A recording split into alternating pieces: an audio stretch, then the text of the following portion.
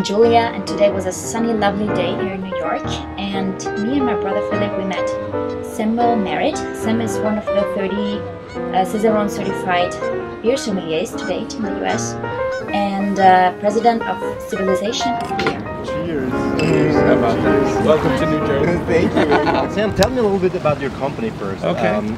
Already the name Civilization of Beer is pretty inspiring, I think. I worked in the craft and specialty beer market for over 10 years in New York City, and part of our job as a wholesaler was to educate our retailers as much as we could about beer and about beer service and quality service. So I was inspired to start this company, and the first goal of the company is to close the gap between wine studies and beer studies in the professional culinary world, so that the people that are actually selling the beer to the beer drinking public will know what they're talking about and what they're doing, and raise the level of service and quality for all of us.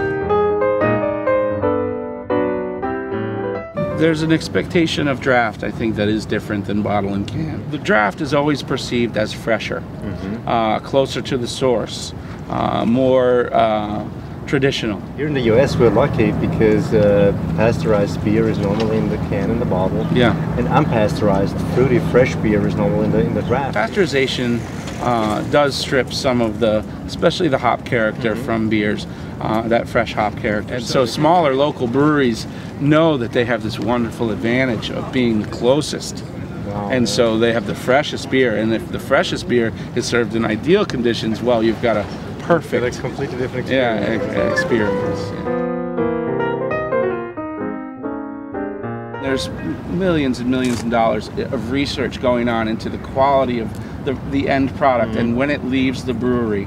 And what happens is, more often than not, the beer does not arrive to the customer in ideal conditions. And so most people don't get to experience the intent of the brewer, which is not right. Most people that have an experience that is not ideal with draft will not say anything to you. They just won't they'll either not come in again, not order that draft again, or go somewhere else. I, as a beer sommelier, sometimes don't complain. Okay.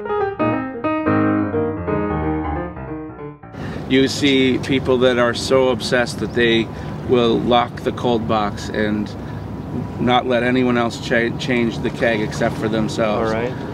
And clean the lines after every keg.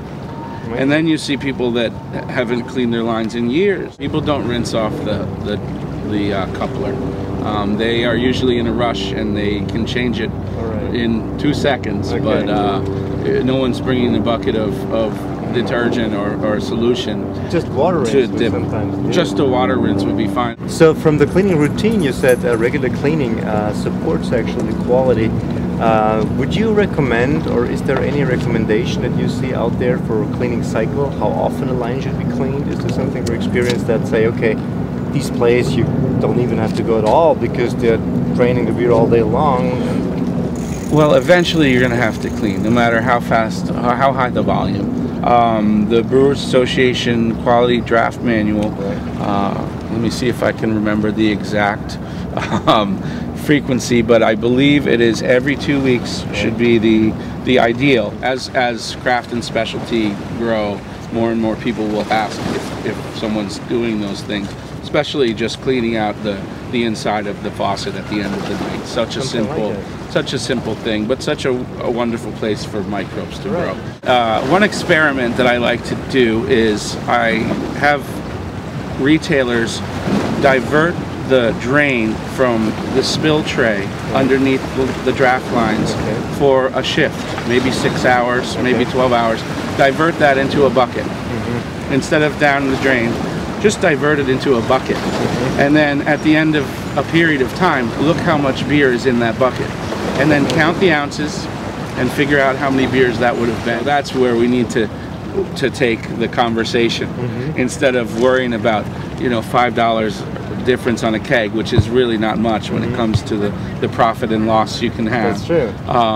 Then you can turn around and actually tweak things and do the smaller things that will end up adding up tremendously. Sure.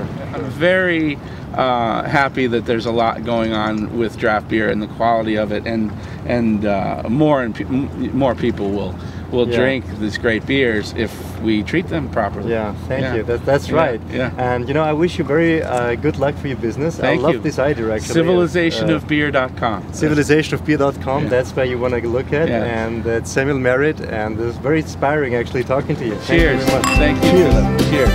Thank you. You're welcome.